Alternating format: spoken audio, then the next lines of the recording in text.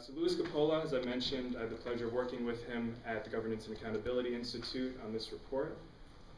He is a partner at the Governance and Accountability Institute, where he leads information technology and GRI-related activities.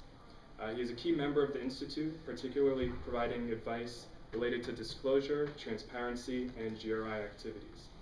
He is certified in the GRI Framework planning and reporting process, and serves as an advisor and consultant in the planning and reporting process for corporate sustainability and responsibility reporting. Due to his expertise, he is frequently called on by the media, academics, and industry to contribute to articles, speak on panels, and present his ideas on ESG and sustainability-related topics. Prior to joining the Institute, Louis worked as an account executive for information technology for Rowan & Blewett, which was a global crisis management and issues management consulting firm, where he worked with Fortune 100 and multinational companies. Lou graduated with honors from Molloy College with an MBA and is a member of the Sigma Beta Delta, which is the International Honor Society. On top of that, Lou is a qualified and active member of Mensa. So with that, it is my pleasure to introduce Louis Coppola and the other esteemed panelists.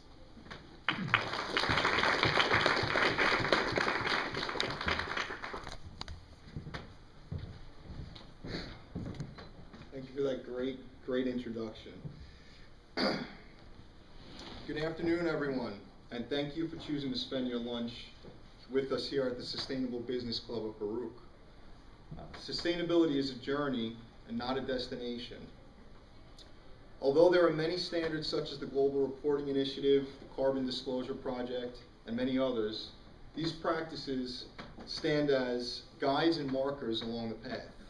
Leading companies like the companies represented on the panel today are charting their own path, creating their own maps, building their own compasses, and often learning simply from the illumination of their own mistakes.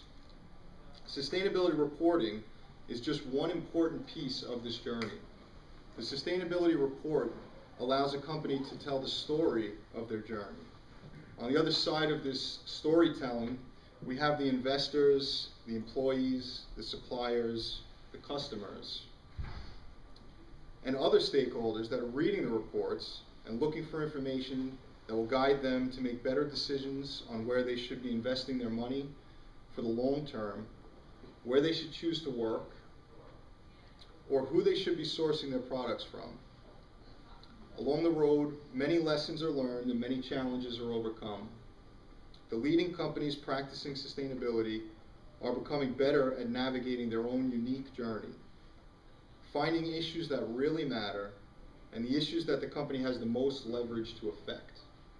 Many companies are finding new opportunities and minimizing their risk in ways that their peers who do not embark on this journey are missing out on.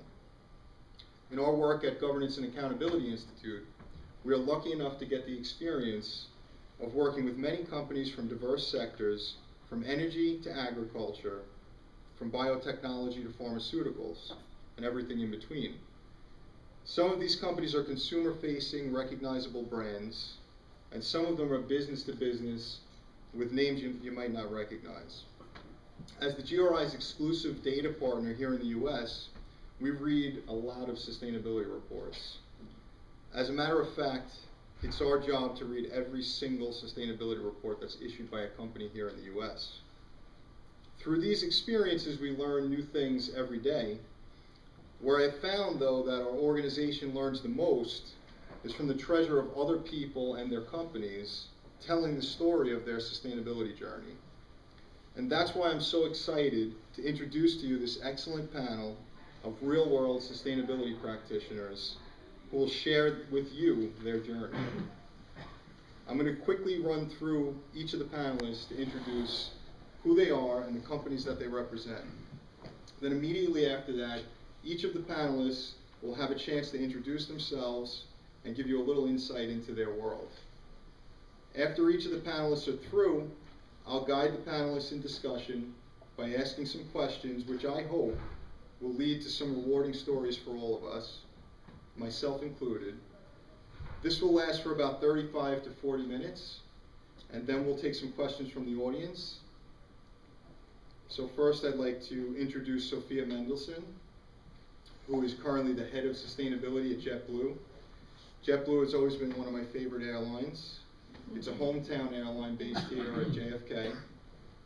In the airline industry, leaders like Jetblue are looking for ways to minimize their impacts and find new efficiencies that are not only good for the environment, but they're good for the bottom line. Mang Ming is the Director of Systems and Programs, Corporate EHS and Sustainability at the biopharmaceutical company of Bristol-Myers Squibb. Mang is also a fellow alumni of Baruch, where he received his MBA. Just yesterday, I was at the New York Stock Exchange where Bristol-Myers Squibb helped ring the closing bell after winning 3rd place in the CR Magazine 100 Best Corporate Citizens. Congratulations, we're excited to hear from